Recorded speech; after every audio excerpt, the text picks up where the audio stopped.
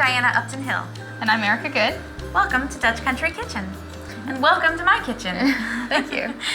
It's always a pleasure having you over, of course, and especially when we're preparing for a Sunday dinner. Yes. There's a lot of prep work that gets into this, right? So we've already done some of that, but this is kind of the meat and potatoes. So this is like the meat and potatoes of all our episodes. We literally have the meat and potatoes today. Yes. So tell us a little bit about where you're at in preparation and what we're going to be looking at today. Okay, so we are making Rice Crispy Chicken over here. And then here we're going to be making some mashed potatoes. And growing up, this meal is my favorite meal, the Sunday dinner. And my mom often made this exact thing. And when I got married, I was like, I need to know how to make mashed potatoes. I don't know how to make it. So she wrote it down for me because it was just in her head, you know, tidbit of this or whatever. And the Rice Crispy Chicken, I just kind of added some of my own seasonings and parsley to make it my recipe. And so yeah, let's get started here. I'm gonna finish peeling the potatoes. All right, so do you have any tips and tricks about peeling potatoes? Yeah, I like to start, at the top and just work my way down. Makes it faster. And you clean the potatoes prior to? Yeah, so now we have the potato peeled. If you put it into small sections, they cook easier. Okay, so we're just gonna cut these up and put them in water and let them boil.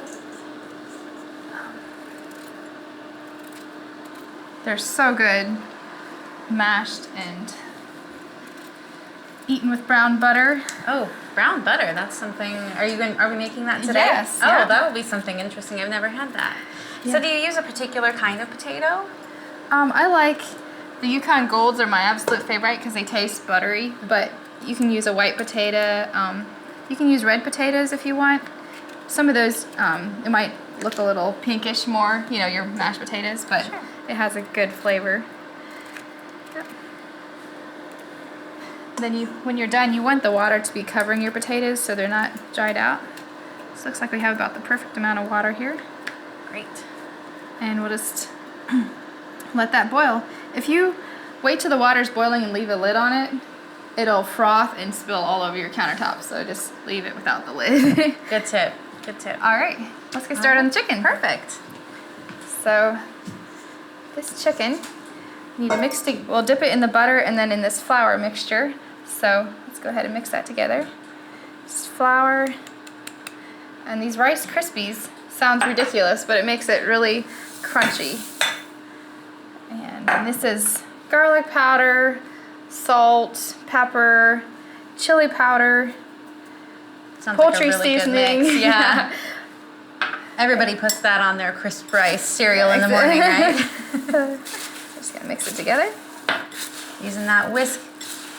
Can we take a look at this? This is such a unique whisk. Isn't that and I know cool? we've seen this in other episodes, but I had never seen one of these before working with you and in the kitchen, when we're hanging out. So that's pretty neat. Works great.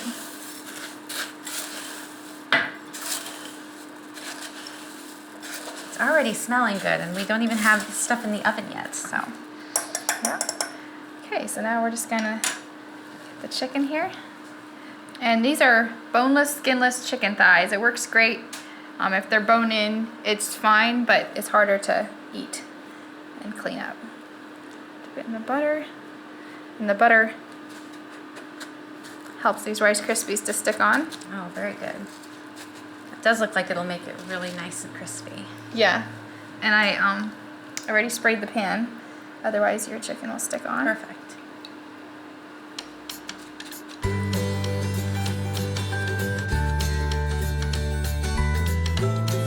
I love fresh parsley on top just because it makes it look so pretty. So, sprinkle some on here. And you eat with your eyes, don't you? Exactly. That does add a nice pop of color for sure. Yep. Okay, it's ready for the oven. All right, great.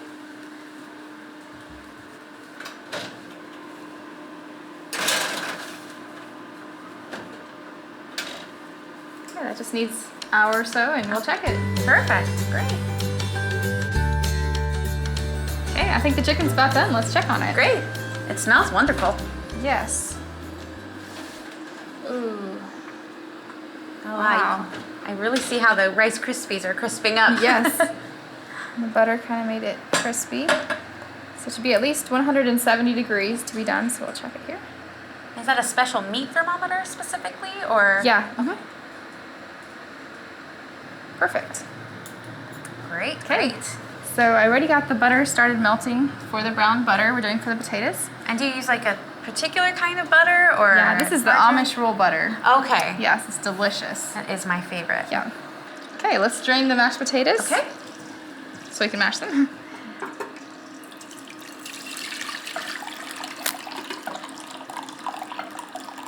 Two-person job right Perfect. here. Yeah, it's a good thing you're here. All right, let's put them in the lid.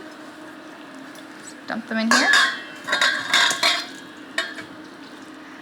Take that pan for Thank you. So the secret to mashed potatoes is to mash them up, add maybe a little bit of potato water and some salt and stuff before you add any milk products, or they'll get lumpy. And I'm just gonna kind of mash them like this before I even turn them on, try to break up all the big clumps. I love that the magic is partly in the potato water itself, so that's Yeah. why we're saving that back. And they say there's actually vitamins in there too, so. Oh, Yeah, more nutrition. exactly. Okay, so I'm just gonna mash them for a little while.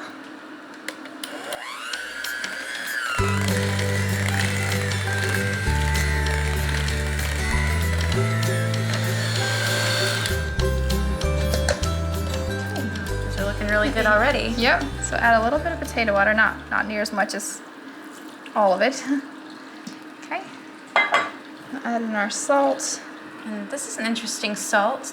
Yeah, this is pink Himalayan salt. Okay.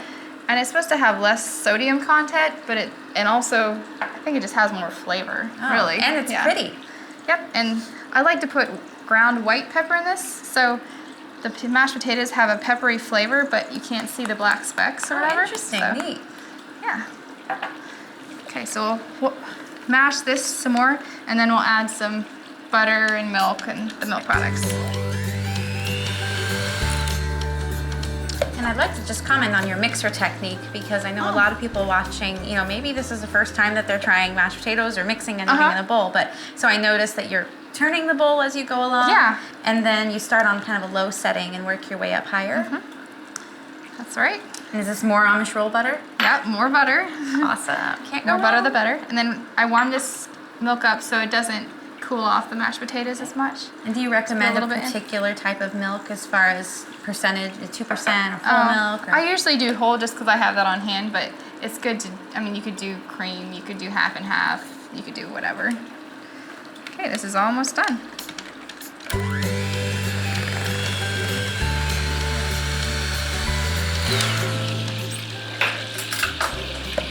Another Okay, taste try it test? again, yes.